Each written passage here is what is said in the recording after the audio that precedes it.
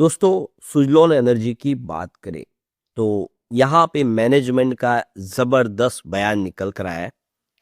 Management ने इस समय अपनी पूरी रणनीति क्लियर कर दी है। आने वाले समय में सुजलॉन एनर्जी इंडिया के अलावा ग्लोबल मार्केट में भी अपने पैर पसारने जा रही है और तेजी से।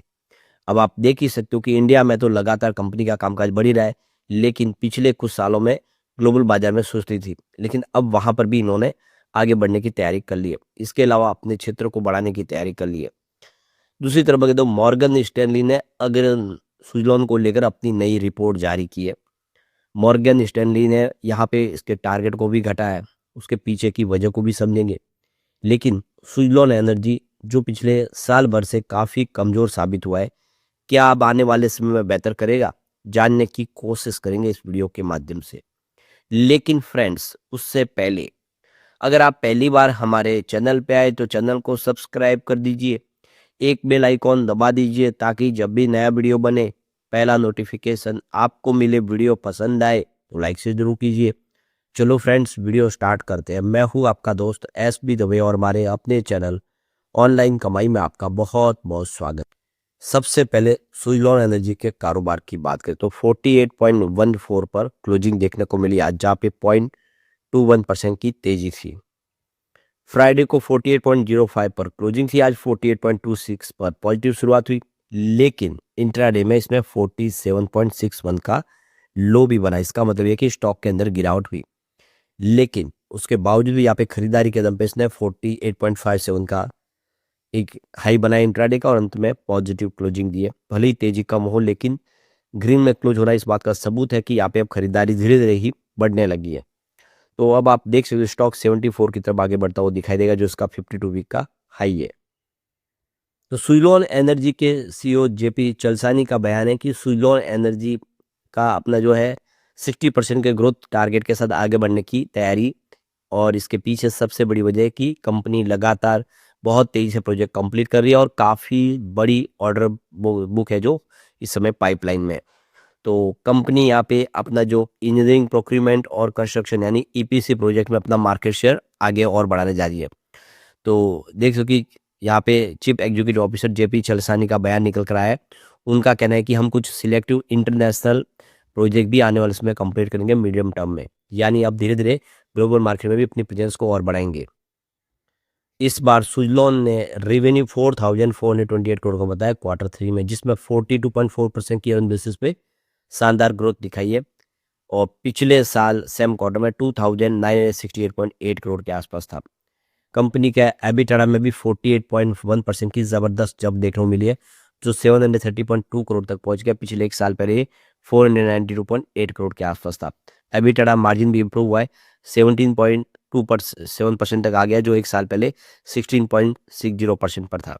नेट प्रॉफिट में भी 14.7% की वृद्धि देखने को मिली है, जो 445 करोड़ तक पहुंचा। पिछले एक साल पहले ये 987.7 करोड़ के आसपास था, यानी कंपनी ने काफ़ी अच्छा प्रदर्शन किया है।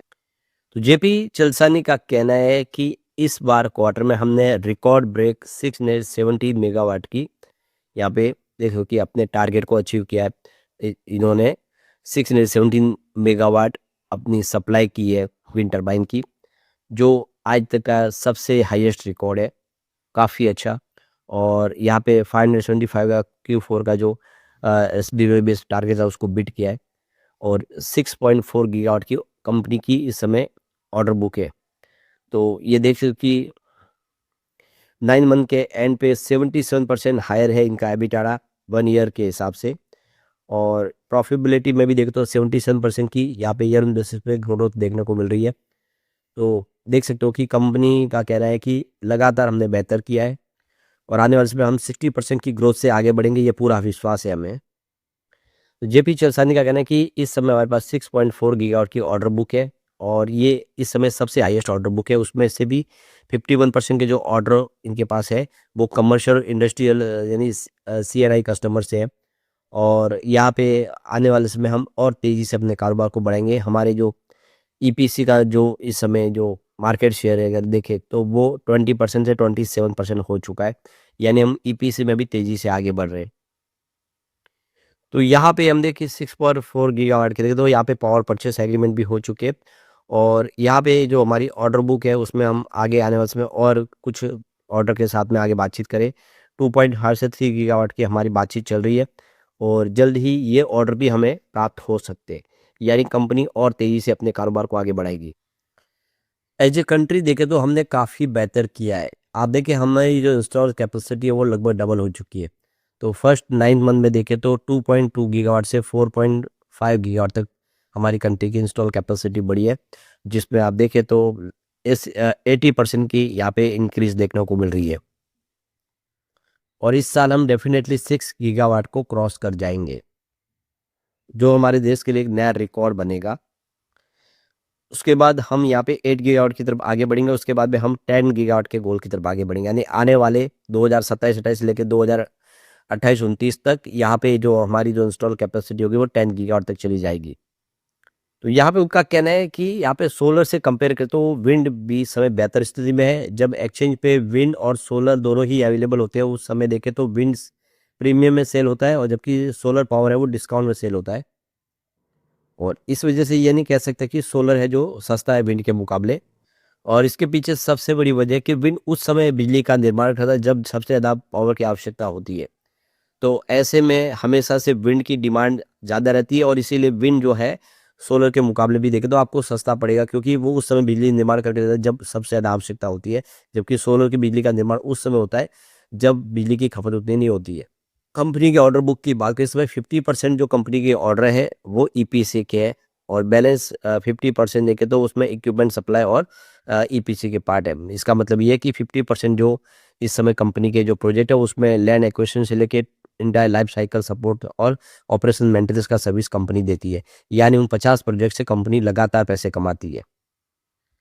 जेपी चलसानी का कहना है कि यहाँ पे हम जियोग्राफिकल डाइवर्सिफिकेशन की तरफ आगे बढ़ रहे हैं।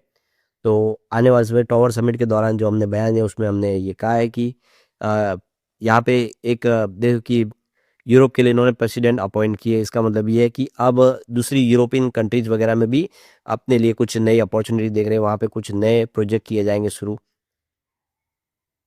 तो यहाँ पे जेपी चलसानी का कहना है कि बहुत जल्द हम बहुत सारी कंट्रीज में अपने प्रोजेक्ट के लिए कामकाज शुरू करेंगे। आने वाले कुछ महीनों में हम इंटरनेशनल कुछ प्लान शुरू करेंगे और आप देखेंगे। तो कुल मिला के ये देख सकते हो कि आने वाला जो समय है वो सुजलॉन के लिए बेहतर होगा, ये मैनेजमेंट का कहना है। यानी एक तरह से सुजलॉन की 2.0 की जो शुरुआत है वो काफ़ी शानदार हुई है।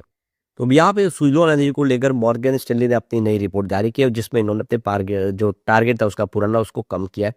तो सुजलॉन एनर्जी और देख सकते पिछले 1 साल में 9% गिर चुका है और पिछले 6 महीनों में 25% की आसपास की गिरावट हुई है। ये अपने 52 वीक का हाई से 36% इस समय डिस्काउंट पे आ गया है। जो इसका 52 वीक का हाई था वो देख सकते हो कि 74.30 का था जो 30 मई 2025 को बना था। तो देखो कि यहाँ पे मॉर्गन स्टैनली को लगता है कि आने वाले समय जो थोड़ा सी कमजोरी यहाँ पे देखने को मिलेगी।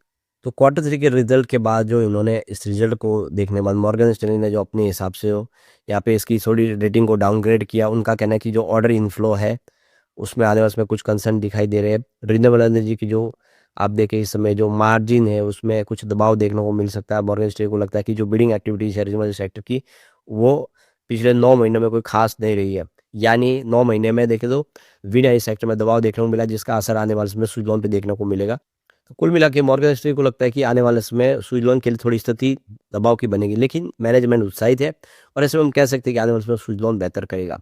लेकिन फ्रेंड्स, कोई भी इन्वेस्टमेंट करने से पहले अपने फाइनेंशियल एडवाइजर से एडवाइस ले ले या अपना खुद का रिसर्च करें, क्योंकि मैंने वीडियो आपके एजुकेशनल पर्पज के लिए ही बनाया। वीडियो पसंद आए तो लाइक से जरूर कीजिए और चैनल को सब्सक्राइब कर दीजिए। Thank you friends.